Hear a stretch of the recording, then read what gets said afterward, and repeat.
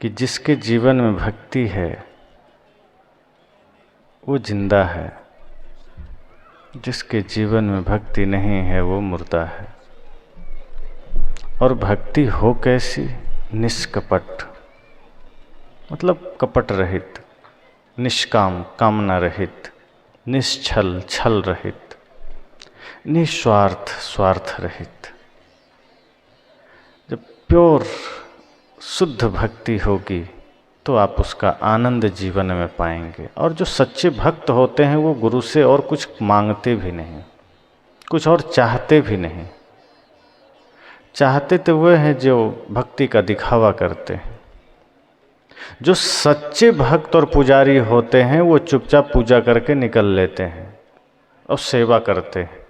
लेकिन जो दिखावटी पुजारी हैं, आप देखेंगे वो मंदिर में जाएंगे तो जोर जोर से घंटी बजाएंगे ताकि लोगों को पता चले कि पक्का बड़ा भक्त है। अकेले रहेगा तो धीरे से घंटी बजाएगा, दो चार आदमी पर नज़र पड़ गई तो ज़ोर से बजाएगा ताकि दूसरे लोग को पता चल जाए कि बड़ा भक्त आ गया है।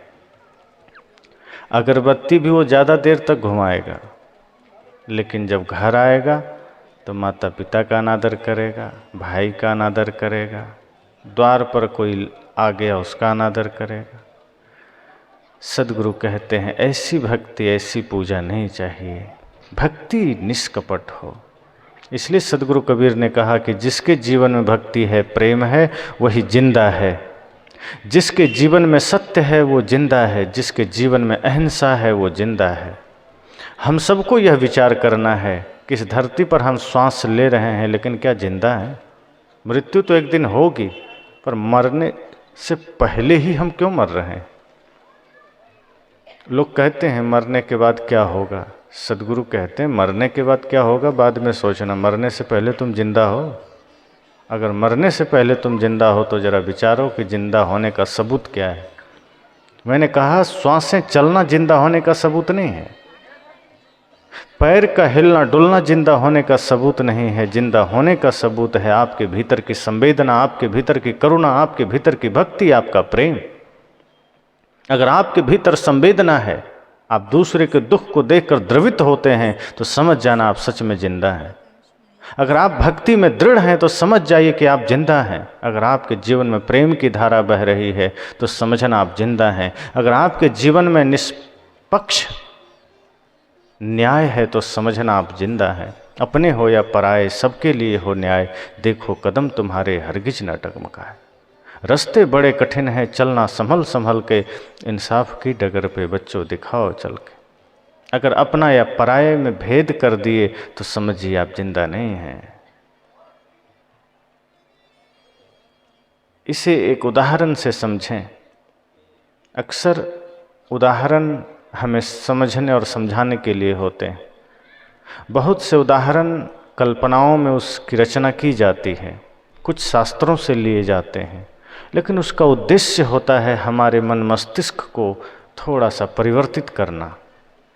क्योंकि बिना उदाहरण के आदमी समझने को राजी नहीं है।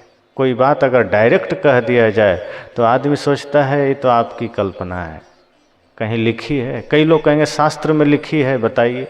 अगर शास्त्र में लिखी है तभी मानेंगे।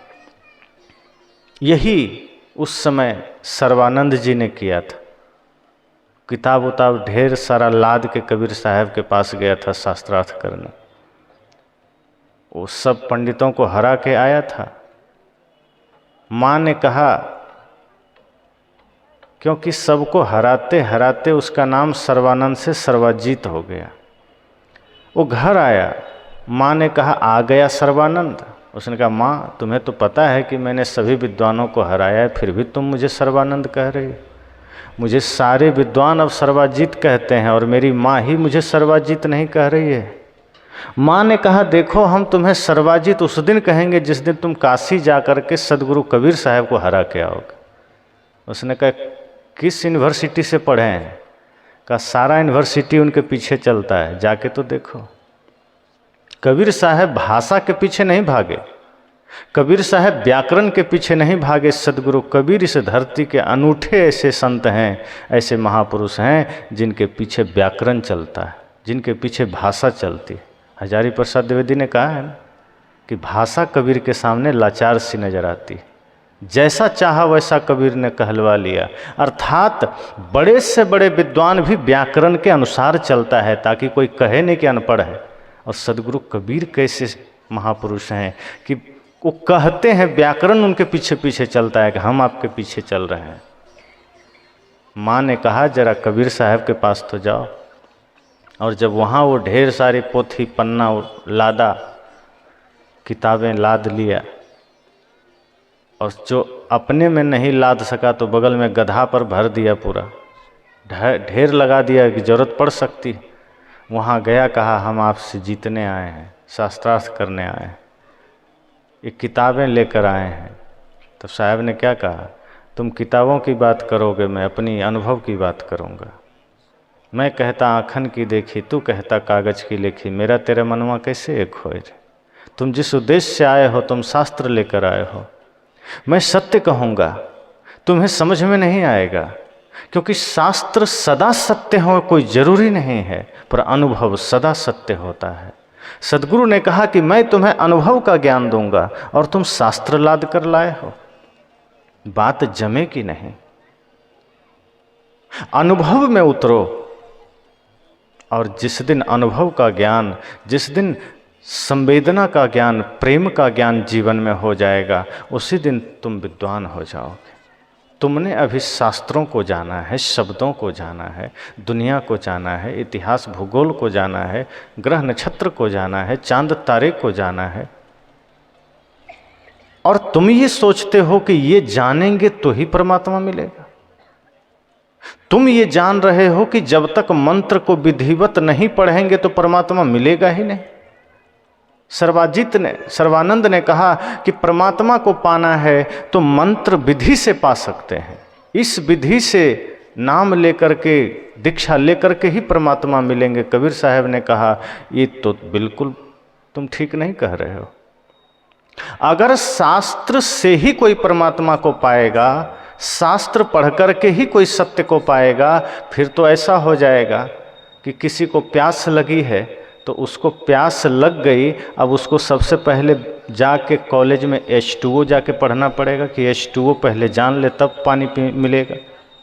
किसी को प्यास लगी हो तो H2O महत्वपूर्ण नहीं है कि ये जानना जरूरी है पानी कैसे बनता है। अगर H2O का ज्ञान आदमी को है, जानवर को तो नहीं है, वो प्यासा मर जाएगा। फिर पेड़ पौधों को नहीं हो तो सूख जाएगा।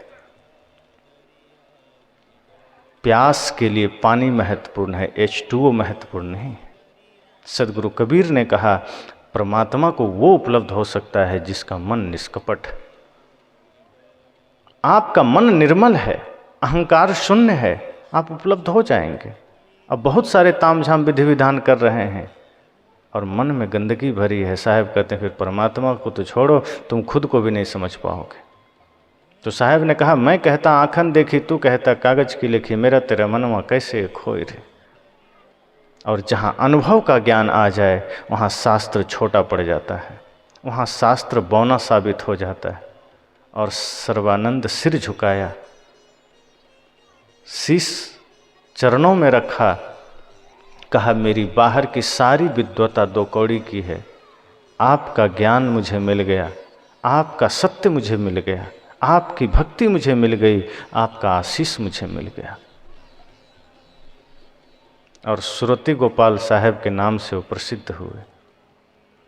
तो साहब ने क्या कहा, आपके भीतर संवेदना जरूरी है, भाषा का ज्ञान हो ना हो, भक्ति जरूरी है, तामझाम हो ना हो। सत्संग के लिए क्या जरूरी है? कोई आदमी कहता है ना कि मैं भी धनी होता तो सत्संग कराता, अब गरीब हूं सत्संग नहीं करा सकता। सत्संग के लिए धन होना अनिवार्य नहीं है, सत्संग के लिए भाव होना अनिवार्य है, भक्ति होना अनिवार्य है। छोटा ही सत्संग होगा धन के अभाव में, कोई बात नहीं, सत्संग तो होगा। अंगुलीमाल और बुद्ध के बीच भी सत्संग हुआ, पंडाल लगे थे, लेकिन अंगुलीमाल बदल गया। और सदगुरु कबीर साहब सत्संग करते थे, कहाँ पंडाल लगता था? सत्संग तो होता था। देश विदेश से हों फिरा गांव गांव की ठोर। वो तो कहे कि मैं देश विदेश से घूमा फिरा, गांव गांव गया, लोगों के कल्याण के लिए साहब पदयात्रा भी की और लोगों के जीवन में परिवर्तन आया। सत्संग महत्वपूर्ण है, भाव महत्वपूर्ण है, भक्ति महत्वपूर्ण है। साहब ने कहा जिसके भीतर संवेदना है, जिसके भीतर भाव है, जिसके भीतर भक्ति है, वो जिंदा है। इसमें कोई कामना की जरूरत ही नहीं। अपने तन के स्वार्थ हित कोई कामना मत करिए। और जब निष्कपट भक्ति होती है, निश्चल प्रेम होता है, तो वो व्यक्ति सब कुछ पा जाता है। तो मैंने कहा कि कुछ घटनाएं, कुछ कहानियां इसलिए बताई जाती है कि हमारे मन मस्तिष्क में एक परिवर्तन आए, हम देख सुन करके, समझ करके उसको जाने। कोई जरूरी नहीं कि शास्त्र में लिखी होगी तो ही सत्य होगा, क्योंकि लिखने वाले तो आदमी ही हैं। कोई आकाश से तो किताबें नहीं आई ना, आकाश में कोई प्रेस तो नहीं बैठा है कि वहां से छप छप के आ रही है। वो आदमी ही अपने मन मस्तिष्क से लिख रहा है। साहब ने कहा झगड़ा एक बढ़ो राजा राम, जो निर्वारे सो निर्वाण। ब्रह्म बड़ा कि जहाँ से आया, वेद बड़ा कि जिन उपजाया। ये मन बड़ा कि जह मन माना। साहब ने कहा लोग कहते हैं वेद हमारा सबसे बड़ा ग्रंथ है, तो साहब कहते हैं वेद बड़ा कि जहाँ से आया। वेद बड़ा है कि जो लिखा है वो बड़ा है। तो इसलिए उदाहरण इसलिए दिए जाते हैं ताकि हमारे मन मस्तिष्क में एक परिवर्तन आ सके। मैंने कहा भक्ति, प्रेम, सत्य, अहिंसा ये ऐसे सद्गुण हैं जो हमारे जीवन में हैं तो हम धनी हैं, हम सब कुछ हैं। और ये नहीं है तो गरीब भी हैं, मुर्दा भी हैं। तो एक उदाहरण कि एक बार राम जी ने जब लंका विजय कर लिया उन्होंने, तो विभीषण को लंका का राजा बना दिया और सुग्रीव को किष्किंधा का राजा बना दिया। मथुरा का राजा शत्रुघ्न जी को बना दिया। ऐसे ही किसी न किसी रूप में सबको कुछ दे दिए। अब एक दिन ध्यान आया कि अरे हनुमान को तो मैंने कुछ दिया ही नहीं। सबसे ज़्यादा मेहनत यही किया है, सबसे ज़्यादा काम भी यही किया है। हनुमान ना होते तो राम भी ना होते। शक्तिवान लगा लक्ष्मण को, नाग फांस हुआ, कौन बचाए? हनुमान जी ही बचाए हर संकट में। इसलिए उनको संकट मोचन भी कहा गया। अब आज मांस मछली खाने वाले भी उनको कहते हैं संकट मोचन है, तो हमारे जीवन में संकट हरेंगे। मैं कहता हूँ जो मांस मछली खा रहे हैं, जुआ खेल रहे हैं, नशा कर रहे हैं, उनके लिए हनुमान जी संकट मोचन नहीं है, खुद एक संकट है। अगर गलती से आ गए तो गदा मार मार के हिसाब बराबर कर देंगे। तो हनुमान जी को संकट मोचन भी कहा गया। राम जी ने सोचा कि हनुमान को भी कुछ देना चाहिए, बुलाया, कहा हनुमान मैंने सबको दिया है, आज मैं तुम्हें भी कुछ देना चाहता हूँ। हनुमान जी ने कहा प्रभु मुझे कुछ नहीं चाहिए, मुझे आपका सानिध्य मिला है और क्या चाहिए। राम जी ने कहा नहीं नहीं, बहानेबाजी नहीं, तुम बड़े चालाक हो मैं जानता हूँ, पर आज तुम्हें मैं देना चाहता हूँ और तुम्हें लेना पड़ेगा। हनुमान जी ने सोचा लगता है प्रभु आज पूरी तैयारी से आए हैं, छोड़ेंगे नहीं। हनुमान जी ने कहा प्रभु मैं दिल से कहता हूँ मुझे बिल्कुल कुछ नहीं चाहिए। राम जी ने कहा देखो सबको दिया है मैंने, और ये मत सोचना कि तेरी सेवा के बदले कुछ दे रहा हूँ, बस मेरा मन है, मेरा भाव है, मैं तुम्हें देना चाहता हूँ, मना मत करो। हनुमान जी ने कहा लगता है आप आज नहा धो के आ गए हैं, बिल्कुल पीछे ही पड़ गए। राम जी ने कहा देखो लेना तो पड़ेगा, तुम चाहो तो कुबेर का खजाना ले लो, स्वर्ग का राज्य ले लो, तुम चाहो तो पूरी अयोध्या ले लो, पर लेना तो पड़ेगा। तेरे लिए सब कुछ खुला है, जो मांग ले, कुछ भी मांग लो। हनुमान जी ने मना कर दिया। राम जी ने कहा देखो एक चीज तो लेना पड़ेगा, कुछ भी एक चीज ले लो। हनुमान जी सोचे कि लगता है राम जी मानेंगे नहीं, तो उन्होंने झट से कहा ठीक है प्रभु, जब आपकी इच्छा है तो एक नहीं मैं 2 पद लूंगा। फिर आप एक पद दे रहे हैं, कुबेर का पद ले लो, इंद्र का पद ले लो, मैं 2 पद लूंगा। राम जी कहा अभी तक तो मना कर रहा था, मांगा तो 2 पद लूंगा, कोई बात नहीं ले लो। अब सोचिए, राम कह रहे हैं जो कुछ भी चाहिए ले लो, और हनुमान मना कर रहे हैं।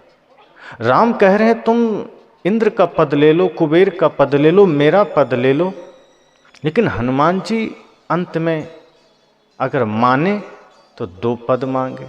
क्यों मांगे?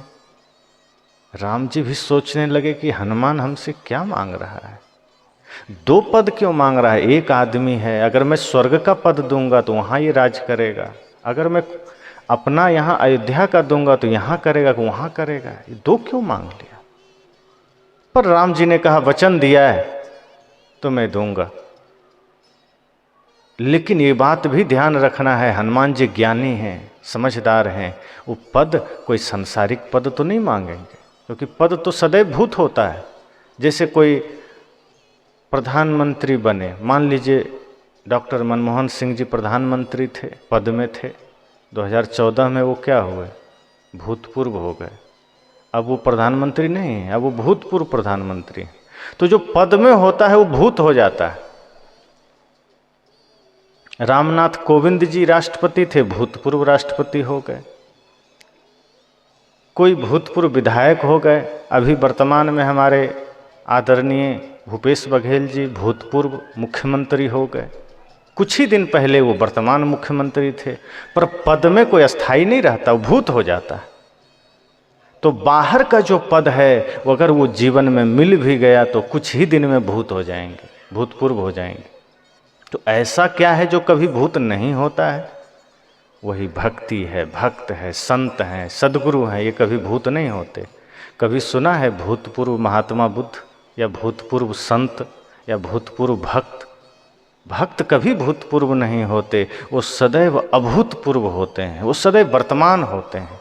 भक्ति आपको कभी भूत होने ही नहीं देती है, क्योंकि ये भक्ति कोई पद नहीं है, ये स्थिति है, ये आपका जीवन है, ये सदा रहेगी। राम जी ने कहा चलो ठीक है, तुम मांग लो 2 पद। हनुमान जी ने कहा देखिए वचन से मुकरिएगा नहीं। राम जी ने कहा तुम्हें पता नहीं हम रघुवंशी हैं। कहा वचन दीजिए, 2 पद जो मैं मांगूंगा वो आपको देना पड़ेगा। राम जी ने कहा रघुकुल रीत सदा चली आई, प्राण जाए पर वचन न जाए। मैं वचन दे दिया, मांग लो। और हनुमान जी बड़े भाव से, बड़ी श्रद्धा से बैठते हैं, श्री राम के दोनों चरण अपने हाथ में लेते हैं, कहते हैं प्रभु यही 2 पद हमें दे दीजिए, बस और कुछ नहीं चाहिए। राम जी की आंखों में आंसू आ गए। कहे दुनिया मुझसे कुछ न कुछ मांगती है, जो भी मेरा नाम लेता है बदले में कुछ न कुछ कामना करता है। मैं खुद तुम्हें देने को आतुर हूँ, मैं खुद तुम्हें देने को तैयार हूँ। तुम कुछ भी मांग सकते थे, मुझे खुशी होती तुम मांगते, लेकिन तुमने मेरे सिर्फ ये चरण मांगे। कहा प्रभु जिसको राम का चरण मिल गया, जिसको सदगुरु का चरण मिल गया, उसको दुनिया में और क्या चाहिए। जिसको गुरु का आशीष मिल गया, जिसको सदगुरु का आशीष मिल गया, सदगुरु का चरण मिल गया, उसके सामने स्वर्ग भी 2 कौड़ी का है, कुछ नहीं है। जिसके पास राम का चरण है उसे दूसरा कुछ नहीं चाहिए। राम जी ने गले से लगाया और वो समझ नहीं पाए कि क्या धन्यवाद दूं हनुमान को।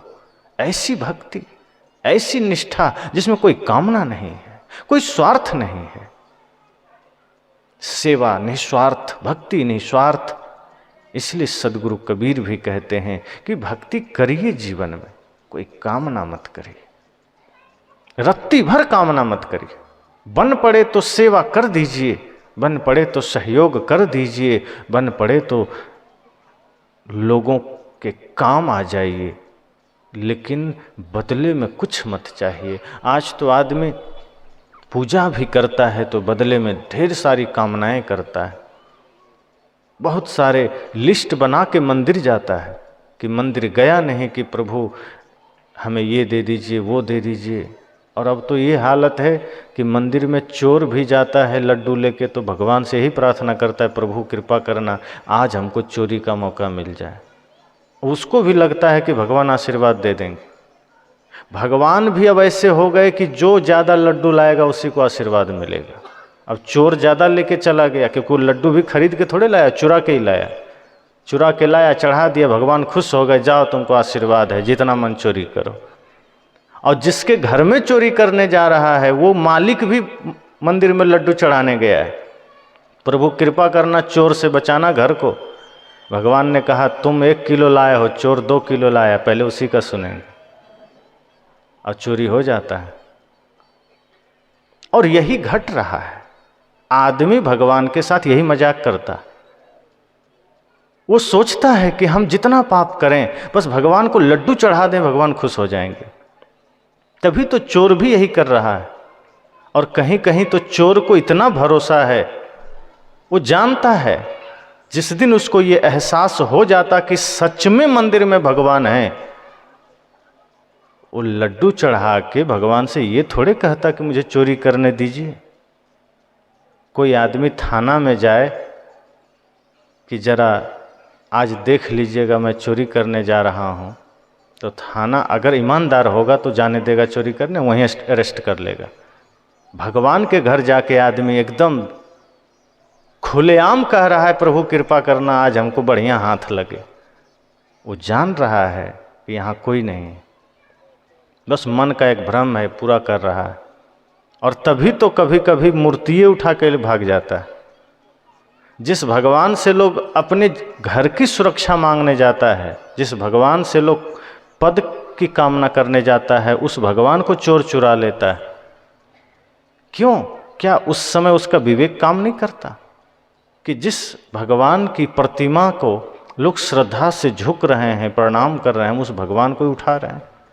इसका मतलब जानते हैं उसकी क्या दुर्गति होने वाली? फिर ऐसे सठों की कोई गति नहीं। ये सच है कि उस पत्थर की मूर्ति में भगवान नहीं है, पर है तो किसी महापुरुष की प्रतिमा। उसका सम्मान करना चाहिए, उसका निरादर नहीं करना चाहिए।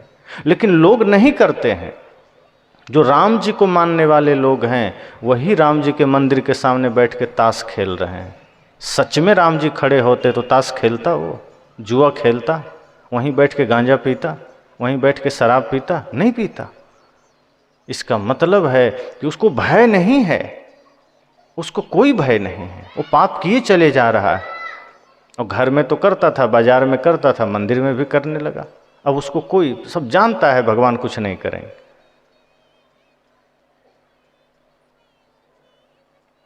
कोई आदमी अगर थोड़ा सा भी समझदारी से काम ले तो उसके जीवन में बदलाव आएगा।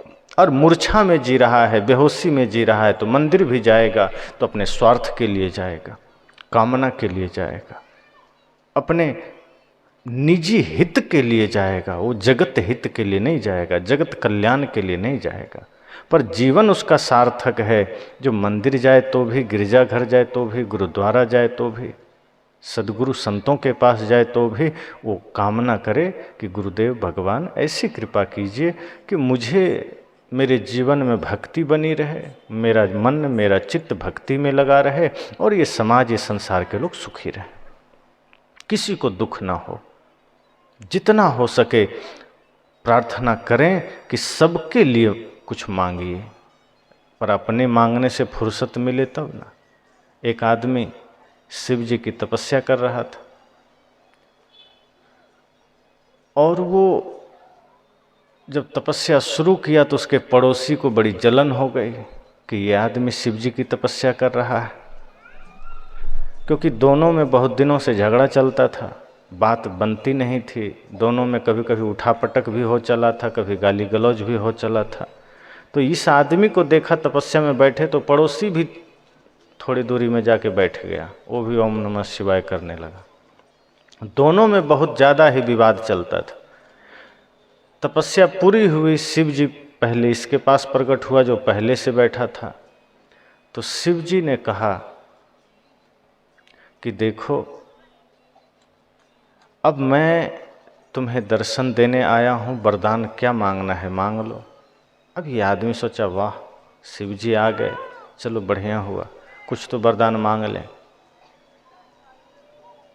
तभी शिव जी ने कहा देखो भाई टाइम तो है नहीं, तुम्हारे बगल में तुम्हारा पड़ोसी भी बैठा है, अब अलग अलग क्या वरदान दूंगा, ऐसा करो तुम जो मांगोगे वो तुम्हारे पड़ोसी को मैं डबल कर दूंगा, तुम एक मांगोगे उसको दो मिल जाएगा और मैं चलूँगा। ये आदमी को लगा मैं तपस्या किया, वो अलग कर रहा है, उसको देना अलग से जाके दीजिए, हमको जो देना है हमको दीजिए, हमको दीजिएगा वो डबल मिल जाएगा। तो मतलब क्या हुआ, आदमी दिमाग लगाने लगा। इतना दिमाग तो शिव जी भी नहीं लगाए थे कि ये क्या करने वाला है। शिव जी को लगा कि दोनों प्रेम में कर रहा है, आदमी है, साधारण है, चलो दे दिया कोई बात नहीं। और वो ज़्यादा गरीब था। शिव जी ने कहा देखो तुम्हारे पास तो घर भी है, उस बेचारे के पास तो कुछ नहीं। मन में सोच रहा है घर नहीं है तो हम क्या करें, हम तपस्या किए, हमको दीजिए। शिव जी सोचे कि दे देता हूँ। तब तक ये आदमी दिमाग लगाने लगा कि क्या करें, ऐसा क्या मांग लें। शिव जी ने कहा जल्दी मांगो, टाइम नहीं। कहा ठीक है, सोच लिया। आप जब यही सोच लिए कि जो मुझे मिलेगा वो डबल पड़ोसी को मिलेगा तो ठीक, ऐसा करिए मेरा एक पैर तोड़ दीजिए। अब पड़ोसी का दोनों पैर टूट गया। अब शिव जी घबरा गए, ये क्या हो गया, इतना दुष्ट आदमी होगा, मैं सोचा नहीं था। अब शिव जी अपने ही वचन में बंध गए, अब पीछे भी नहीं हट सकते। अब शिव जी घबरा रहे हैं कि पता नहीं अगला क्या मांग लेगा। अब वो आदमी अब सोच रहा है। शिव जी ने कहा अब क्या है, कहा मेरी एक आँख फोड़ दीजिए। पड़ोसी का दोनों आँख चला गया। अब शिव जी का भागने में भलाई है, कहीं ये कुछ और किडनी उडनी मांग लिया तो गड़बड़ हो जाएगा। तब तक शिव जी फुर्र हो गए। वो आदमी हंस रहा है कि देखा मेरी चालाकी, मैंने मांग लिया, बहुत आए थे शिव जी प्रदान देने। ये घटना हर किसी के जीवन में घट रहा है। ये एक कहानी है, लेकिन क्या इस कहानी जैसा स्थिति हर किसी का नहीं है। आप भगवान के पास जा रहे हैं, आपका पड़ोसी दिख गया कहीं, आपको कष्ट नहीं होने लगता है कि उसको ज़्यादा न मिल जाए, उसको सब कुछ न मिल जाए, हमें ही मिले। ये जो नफरत का बीज है, ये जो नफरत का भाव है, ये हमारे जीवन के लिए कंटक है। जब भी किसी के लिए सोचिए वहां नफरत को आने मत दीजिए।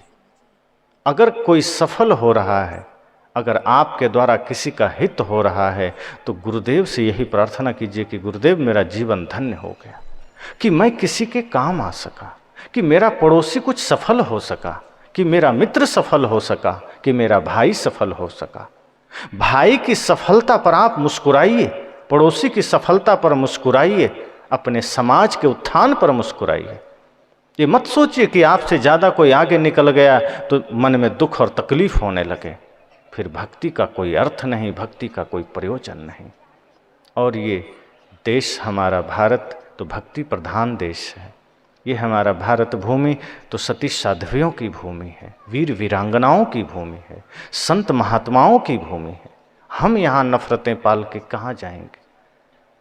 आज हमने अपने जीवन को इतना स्वार्थी बना लिया, इतना एकांगी बना लिया कि संत गुरुजनों का ज्ञान, संत गुरुजनों की भक्ति, संत गुरुजनों का प्रेम तो खो ही गया।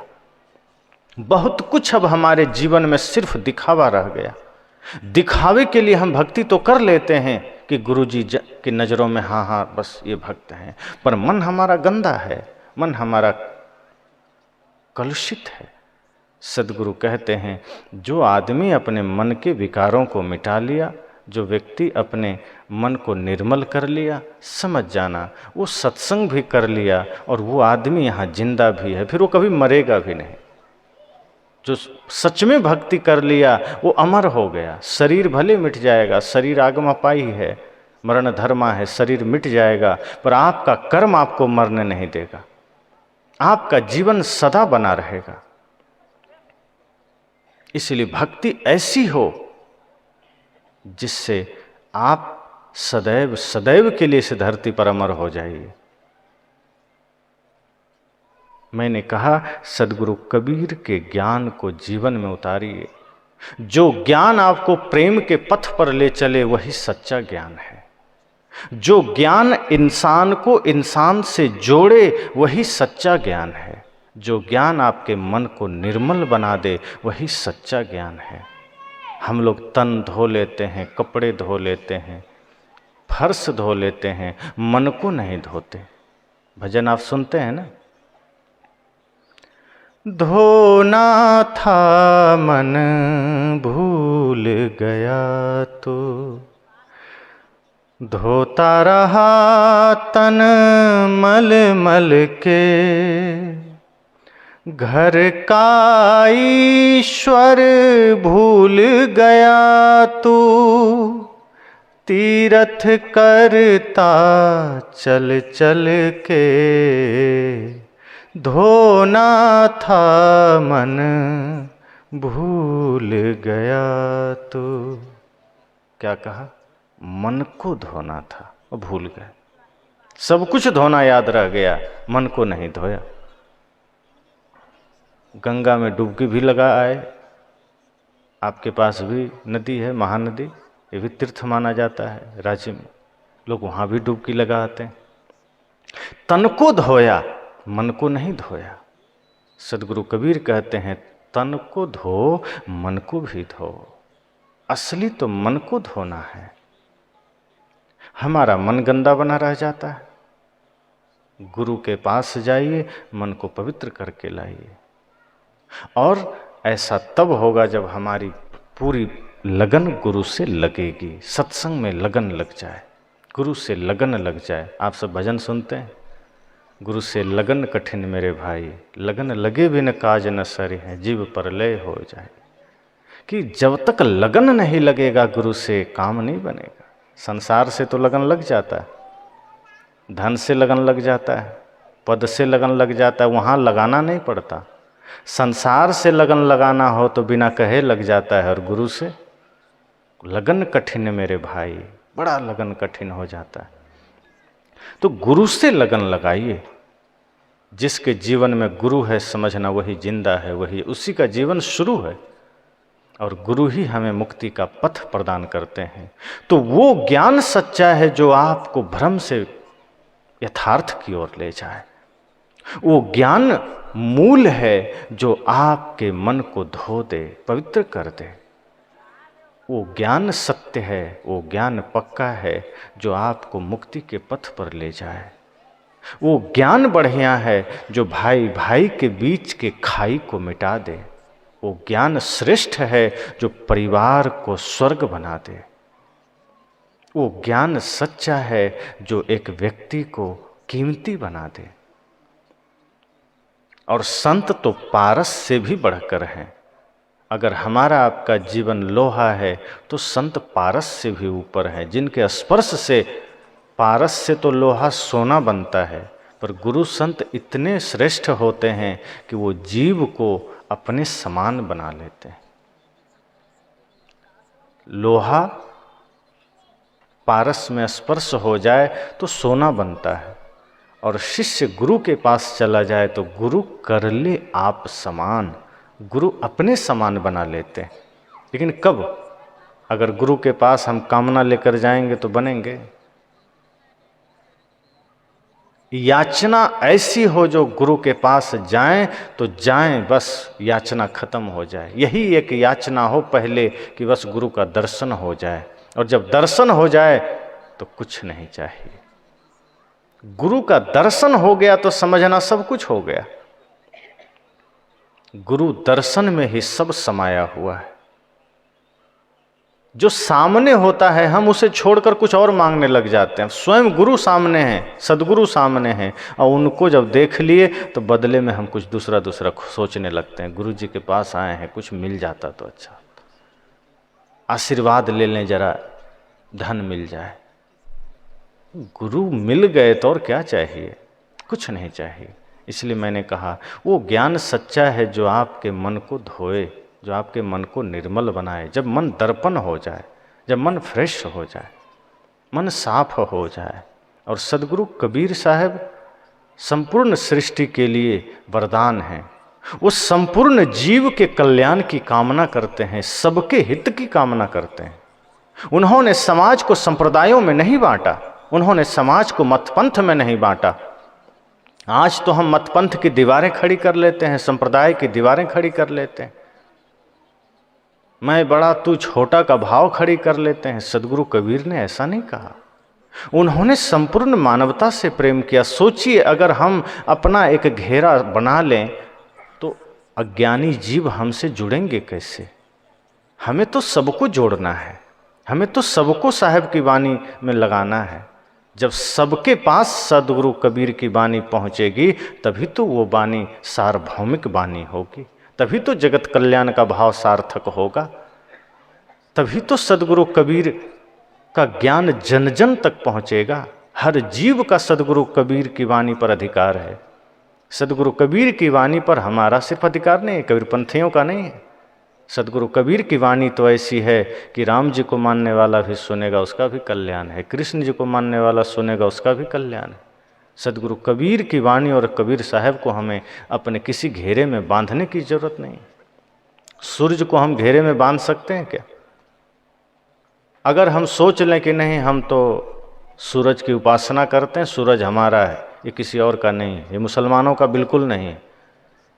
अगर ऐसा होता, सच में ऐसा हो जाता कि सूरज को भी ये बात समझ में आ जाती कि हम तो सिर्फ हिंदुओं का है, यही लोग हमारी पूजा करता है, तो पाकिस्तान में उगना छोड़ देता हो कि नहीं, वहाँ तो हमको कोई पूजता ही नहीं, वहाँ क्यों उगे। पर ऐसा हुआ कभी? वो 57 मुस्लिम देशों में भी उतना ही सूर्योदय हो रहा है जितना हमारे यहाँ हो रहा है। सूरज में कोई भेद नहीं। सदगुरु कबीर साहब को हम बांटते हैं, सदगुरु कबीर नहीं बांटते हैं। राम को हम बांटते हैं, नानक को हम बांटते हैं, महावीर को हम बांटते हैं, बुद्ध को हम बांटते हैं। सदगुरु कबीर कहते हैं अब सभी महापुरुषों को अपने अपने मंदिर से बाहर निकलकर चौराहे पर आने की जरूरत है। अब सदगुरु कबीर साहब हो चाहे राम हो, मंदिरों से बाहर निकाल करके लोगों के जीवन में लाने की जरूरत है। हमने चालाकी से उन्हें मंदिरों में बिठा दिया और अपने जीवन में पाप को बिठा दिया, इसलिए हम पाप पर पाप किए जाते हैं। और जब एहसास हो जाता है कि हमने कुछ ज़्यादा ही पाप कर लिया तो मंदिर में जाके सिर झुका लेते हैं, गुरु जी माफ़ करना। ये पाखंड नहीं है, छल नहीं, कपट ही तो है गुरु से। इसलिए अब सदगुरु कबीर कहते हैं कि अब सबको चौराहे पर आने की जरूरत है। सदगुरु कबीर तो कहते हैं मुझे तुम सिर्फ पंडालों तक सीमित मत रखना, मुझे सिर्फ शास्त्रों में सीमित मत रखना, मुझे सिर्फ अपने घेरे में मत रखना, मैं सबका हूँ। मुझे एक बार घर में लेकर तो चलो, मुझे एक बार बाजार में लेकर तो चलो। हम लोग सत्संग में कबीर साहब को रखते हैं, बाजार में उनको छोड़ देते हैं, साहब आप घर में रहिए, वहाँ ज़रूरत नहीं। क्योंकि साहब को लेके अगर बाजार चले गए तो फिर मिलावटबाजी कैसे करेंगे, फिर छल कैसे करेंगे, फिर ग्राहक को लूटेंगे कैसे, फिर किसी को धोखा कैसे देंगे। अगर सदगुरु कबीर हमारे हृदय में सच में बैठे हैं तो हम जहाँ जाएंगे वहाँ हम अच्छा काम करेंगे, हम नियम से काम करेंगे। लेकिन अगर छल कर रहे हैं, किसी को धोखा दे रहे हैं, इसका मतलब साहब हमारे हृदय में नहीं है। अगर हृदय में हैं और फिर भी छल कर रहे हैं फिर तो साहब का अपमान है ना। इसलिए सदगुरु कबीर कठोर भी कहते हैं, प्यार से भी कहते हैं। जब कोई नहीं मानता है तो गुस्से में भी कहते हैं, और जब देखते हैं कि नहीं कोई मानने वाला है तो प्यार से भी कहते हैं। सुन मेरे साजन सुन मेरे मीता, यह जीवन में क्या क्या कीता। साहब ने कहा ना एक भजन, अरे दिल गाफिल गफलत मत कर, एक दिन जम तेरे आवेगा रे। अरे दिल गाफिल गफलत मत कर, एक दिन जम तेरे आवेगा रे। सौदा करन को या जग आया, पूंजी लाया मूल गंवाया। सौदा करन को या जग आया, पूंजी लाया मूल गंवाया। प्रेम नगर का अंत न पाया, ज्यों आया त्यों जावेगा, ज्यों आया त्यों जावेगा रे। अरे दिल गाफिल गफलत मत कर, एक दिन जम तेरे आवेगा रे। आगे साहब बड़े प्यार से कहते हैं, सुन मेरे साजन सुन मेरे मीता, या जीवन में क्या क्या कीता। सुन मेरे साजन सुन मेरे मीता, या जीवन में क्या क्या कीता। सिर पाहन का बोझा लीता, आगे कौन छुड़ावेगा, आगे कौन छुड़ावेगा रे। अरे दिल गाफिल गफलत मत कर, एक दिन जम तेरे आवेगा रे। एक दिन जम तेरे आवेगा रे। परली पार मोरा मीता खड़िया, उस मिलने को ध्यान न धरिया। परली पार मोरा मीता खड़िया, उस मिलने को ध्यान न धरिया। टूटी नाव पर जा बैठा, गाफिल गोता खावेगा, गाफिल गोता खावेगा रे। अरे दिल गाफिल गफलत मत कर, एक दिन जम तेरे आवेगा रे। अंत में सदगुरु कबीर कहते हैं बिल्कुल प्योर बात, कहत कबीर तुम्हें समुझाई, अंत काल तेरो कौन सहाई। सब लोग विचार कीजिएगा साहब की बात को। कहत कबीर तुम्हें समुझाई, अंत काल तेरो कौन सहाई। चला अकेला संग न कोई, किया आप ना पावेगा, किया आप ना पावेगा रे। अरे दिल गाफिल गफलत मत कर, एक दिन जम तेरे आवेगा रे। अरे दिल गाफिल गफलत मत कर, एक दिन जम तेरे आवेगा रे। एक दिन जम तेरे आवेगा रे। सदगुरु कबीर कितने प्यार से कहते हैं कि इस धरती पर आप प्रेम का सौदा करने आए थे, इस धरती पर आप भक्ति का सौदा करने आए थे, और क्या करके जा रहे हैं? कोई क्रोध का सौदा कर लिए हैं, कोई लोभ का सौदा कर लिए, कोई मोह का सौदा कर लिए, कोई झगड़े का सौदा कर लिए, कोई छल कपट का सौदा कर लिए, और इतने सारे कचड़े भर के इस धरती से जा रहे हैं। क्या होगा? सिर पाहन का बोझा लीता, आगे कौन छुड़ावेगा। साहब ने कहा ये काम क्रोध लोभ मोह रूपी पत्थर का बोझा सिर पर लाद लिए हो, कौन बचाएगा तुम। परली पार मोरा मीता खड़िया, उस मिलने का ध्यान न धरिया। साहब कहते हैं माया के उस पार स्वयं सदगुरु खड़े हैं, उनसे मिलने का ध्यान नहीं रखा, माया में उलझा रहा, संसार में उलझा रहा। थोड़ा माया का पर्दा हटाओ, उस पार सदगुरु स्वयं तुम्हें लेने खड़े हैं, एक बार माया से निकल कर तो देखो। लेकिन नहीं, माया का पर्दा लगा हुआ है और सिर पर बोझा लादते जा रहे हैं। टूटी नाव और ऊपर से टूटी हुई नाव पर चढ़ गए। गाफिल गोता खावेगा, एक गफलत में जीने वालों तो गोता खा जाएगा। इस संसार रूपी सागर में तुम डूब जाओगे। इसलिए साहब अंत में कहते हैं, कहत कबीर तुम्हें समझाई, अंत काल तेरो कौन सहाई।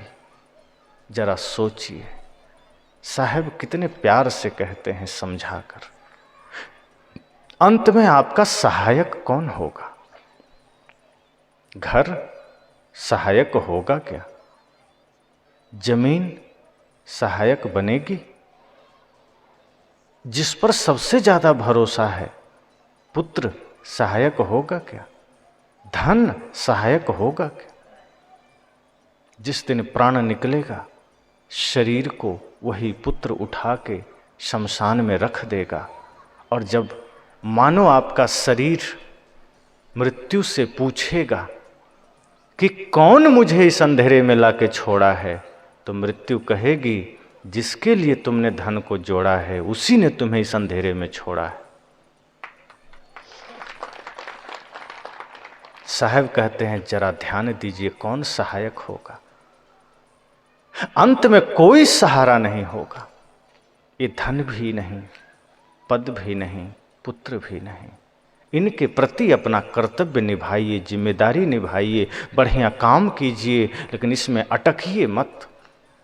अंत काल तेरो कौन सहाई, वही जो साहब कहते हैं प्रेम नगर का अंत न पाया। ये प्रेम का सौदा करने आए थे, भक्ति का सौदा करने आए थे। जिस जीवन में भक्ति है, जिस जीवन में प्रेम है, वही आपका सहारा बनेगा।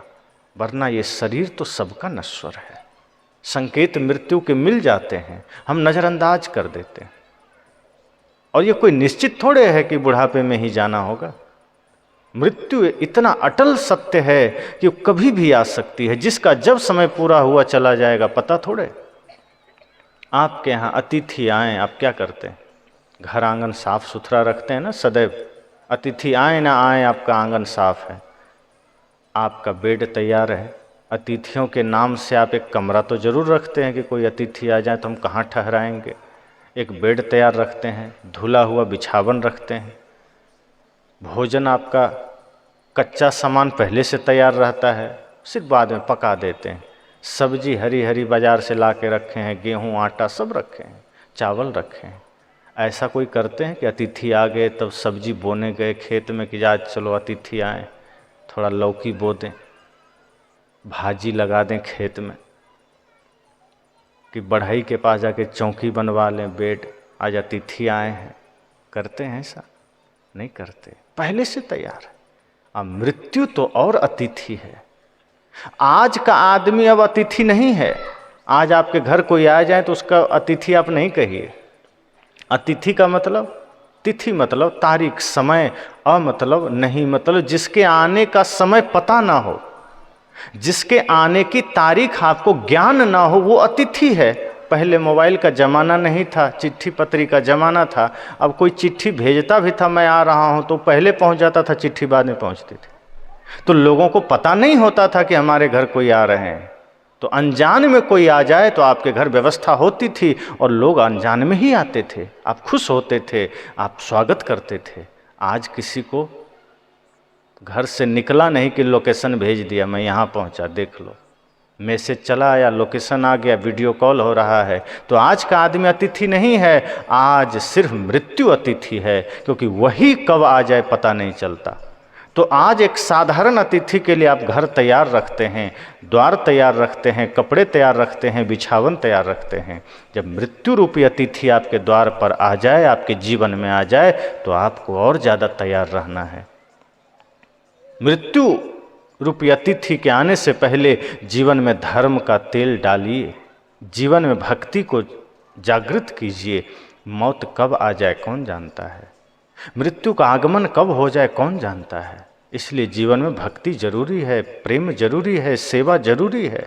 ये जीवन बड़ा नश्वर है। साहब ने कहा इस धरती पर आप प्रेम का सौदा करने आए थे और आप क्या करके जा रहे हैं? अंत में कोई सहारा नहीं, सब छोड़ देंगे, सब मुंह मोड़ लेंगे, आप कष्ट में होंगे, प्राण पखेरु उड़ने वाला होगा, सब आपके पास होगा, लेकिन कोई आपका कष्ट हरण नहीं करेगा, कोई आपको श्वास नहीं देगा और किसी के देने से आप बचेंगे भी नहीं।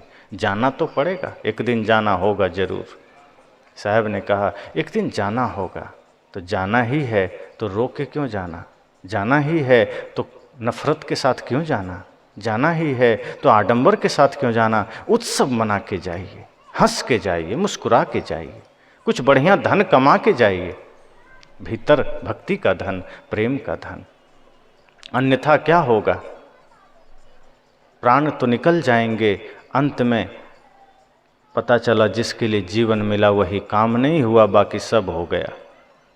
इसलिए वो काम करना है जिसके लिए शरीर मिला है। सारा काम होता रहता है, होता रहेगा, दुनिया कभी रुकती नहीं है किसी के कारण। लेकिन जब हम काम में ही मन को लगा देते हैं, जब हम काम में ही तन को लगा देते हैं, तो हमारा जीवन व्यर्थ हो जाता है, हमारा जीवन फिर सार्थक नहीं होता।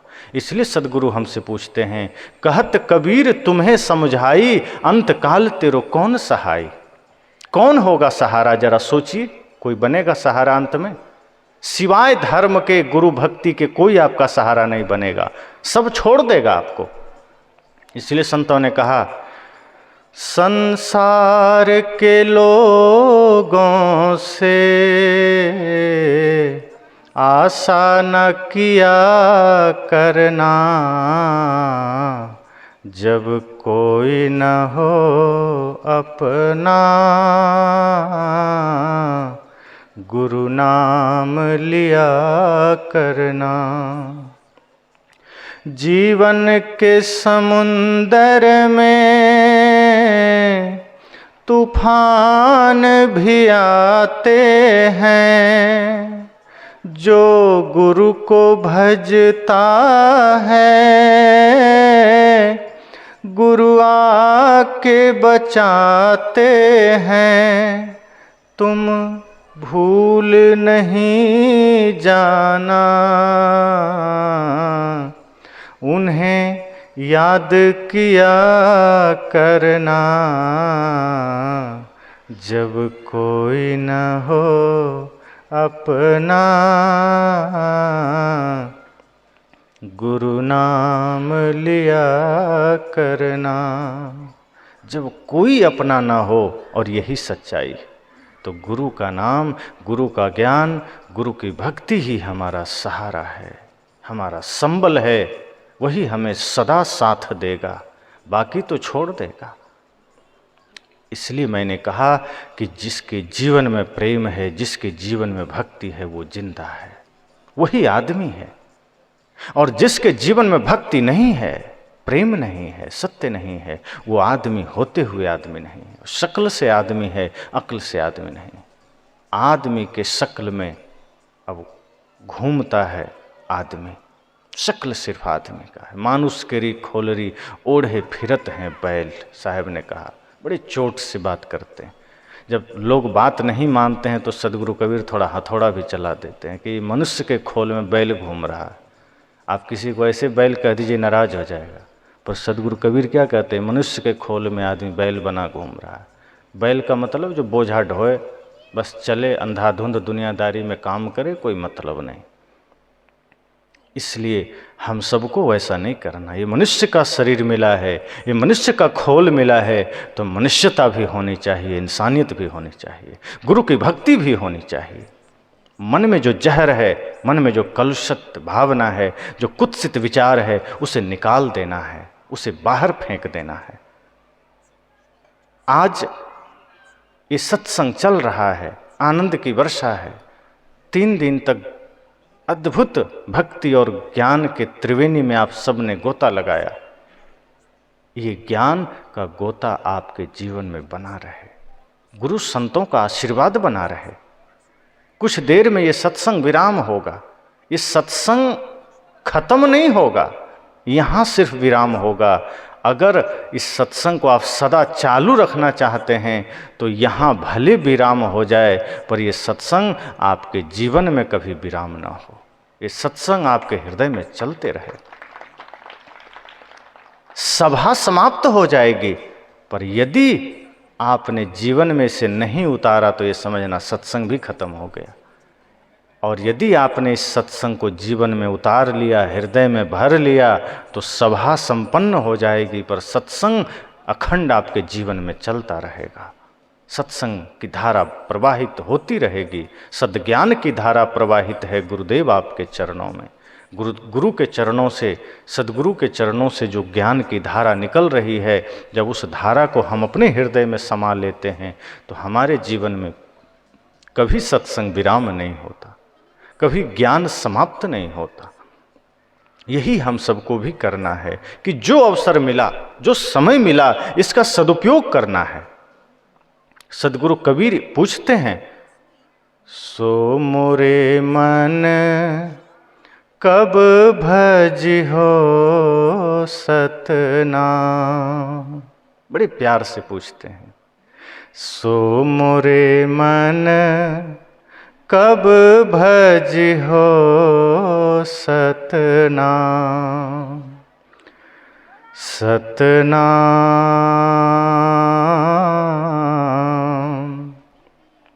कब भज हो सतनाम। सो मोरे मन कब भज हो सतनाम। बालापन सब खेल गमायो, बालापन सब खेल गमायो। जवानी में व्यापो काम,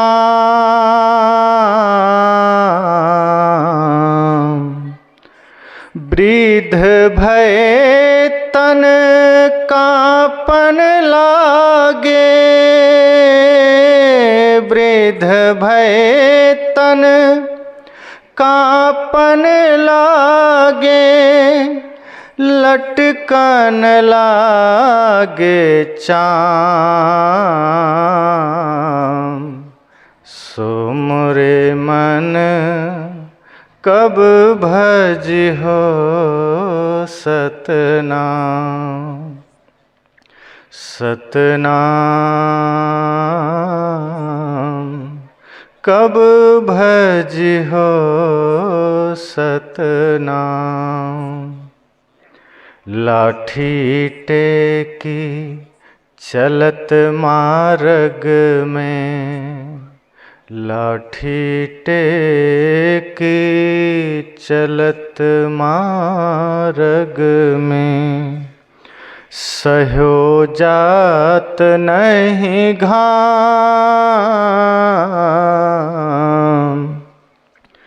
कानन बहिर नयन नहीं सूझे। कानन बहिर नयन नहीं सूझे, दांत भय बेकाम।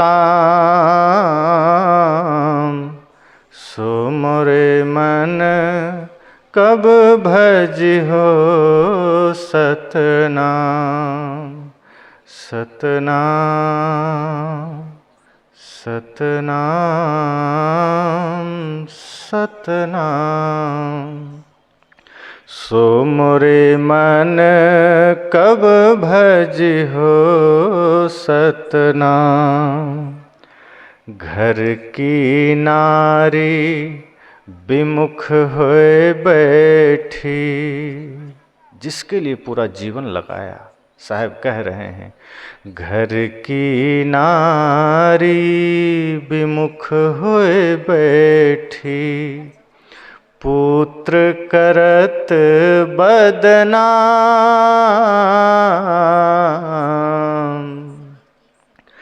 बड़बड़ाते हैं बिरथा बूढ़ा। बरबरात है बिरथा बूढ़ा, अटपट आठो जाम। सो मोरे मन कब भजिहो सतनाम, सतनाम कब भजिहो सतनाम। सो मोरे मन कब भजिहो सतनाम।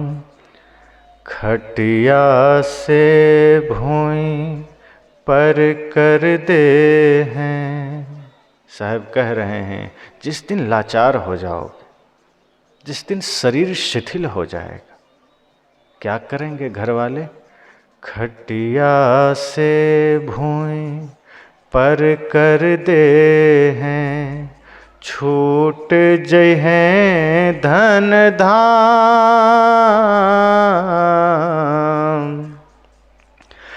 कहें कबीर काह तब करी हो, कहें कबीर काह तब करी हो, पड़ी है जम से काम। सो मोरे मन कब भजिहो सतनाम। सो मोरे मन कब भजिहो सतनाम, सतनाम कब भजिहो सतनाम, कब भजिहो सतनाम। सदगुरु कबीर कितने प्यार से पूछते हैं, ए मेरे मन, सब कुछ तुमने किया, इस सतनाम कब भजोगे? कभी सोचा कि जिस जीवन में संसार के पीछे तुम भाग रहे हो, जिस जीवन में तुम धन के पीछे भाग रहे हो, एक दिन जब ये सब छूट जाएगा तब क्या साथ देगा? तो कौन तुम्हारा सहारा बनेगा? इसलिए साहब कहते हैं कि जरा सोचो कब भजियो सतनाम। बालापन खेलने खाने में चला गया, जवानी दुनियादारी और कामनाओं में चला गया, सारा समय निकल गया। घर में जब जीने लगा तो घर परिवार में संसार में चला गया। बुढ़ापा आई, चाम लटक गए, दांत हिलने लगे, कानों से सुनाई देना कम हो गया, आँखों से दिखना कम हो गया। अब भजन कब करोगे? अब भी तुम कल पर टाल रहे हो कि कल भजन कर लेंगे। साहब कहते हैं मेरे मन अब कल पर मत टालो, समय बड़ा कीमती है, आज ही भजन कर लो, क्योंकि घर में क्या होगा, ज़्यादा लाचार हो जाओगे तो खटिया से नीचे कर देंगे। जो घर जो खाट तुमने ही बनाए हैं, जो संपत्ति तुमने ही जोड़े हैं, तुम्हारे घर वाले तुम्हें खुद उससे अलग कर देंगे। कहीं कबीर काह तब करी हो, सोचो उस वक्त क्या करेंगे आप? शरीर में शक्ति भी ना होगी, सामर्थ्य भी ना होगा, क्या करेंगे? कहीं कबीर काह तब करी हो, पड़े हैं जम से काम। जिस पुत्र को आपने जन्म दिया, जो रिश्ते नाते आपने जोड़े, अब वो काम नहीं देंगे, जम से काम पड़ेगा।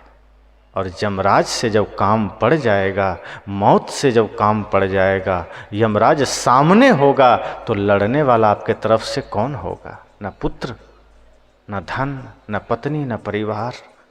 सद्गुरु आपका वकील हैं। अगर वो आपने कर लिया तो यमराज से गुरु ही आपको बचाएंगे। जैसे आप कहीं मुकदमे में फंस जाते हैं तो वकील का काम क्या होता है? बढ़िया वकील है तो मुकदमा लड़ करके आपको सजा होने से बचा लेता है। सद्गुरु भी समझो वकील हैं।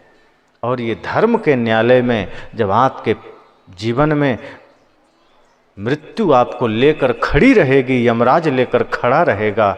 तो सद्गुरु अगर आपके जीवन में हैं, भक्ति अगर आपके जीवन में है, तो सद्गुरु आपके तरफ से आपका मुकदमा लड़ करके आपको बचा लेंगे कि तुम्हें कुछ होने नहीं देंगे। पर सद्गुरु को तो हमने जीवन में उतारा ही नहीं, उनके चरणों का आशीष तो हमने लिया ही नहीं। हम तो सिर्फ उनको चित्र में पूजते रहे, हम तो सिर्फ उनका नाम जपते रहे, उनको हमने अपने हृदय में उतरने ही नहीं दिया।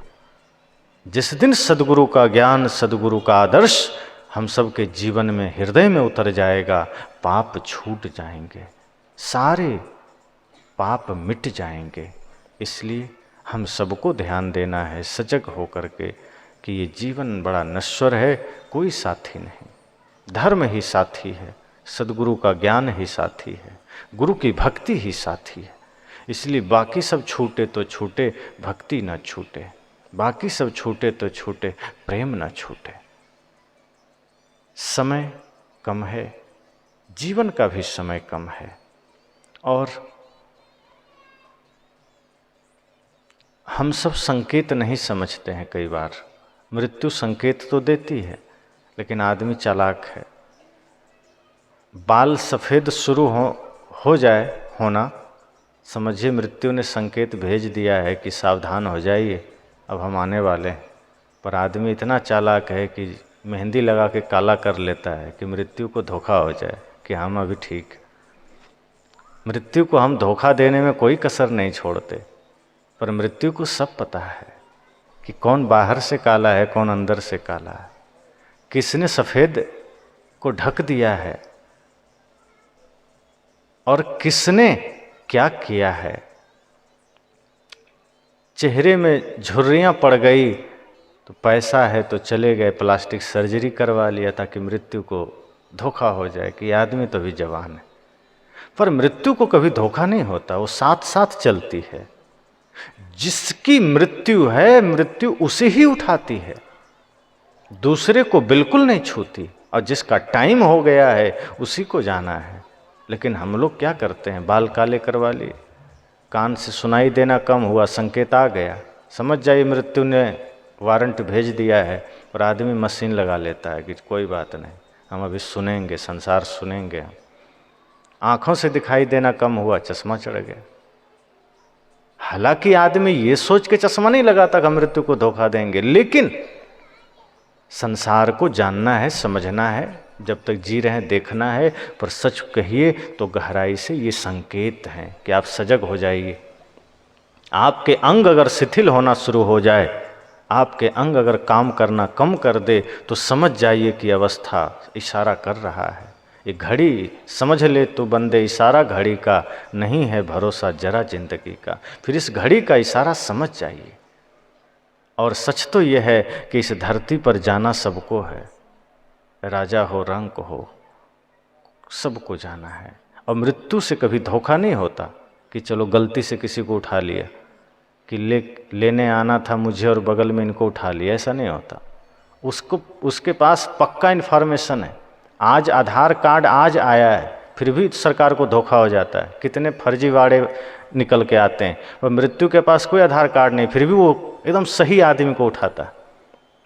हजारों आदमी खड़े रहेंगे, लाखों करोड़ों, पर जिसका जिसका जहां निर्धारित है उसी को उठाता है। चारों तरफ लोग मौजूद हैं, बीच में से उठा लेता है।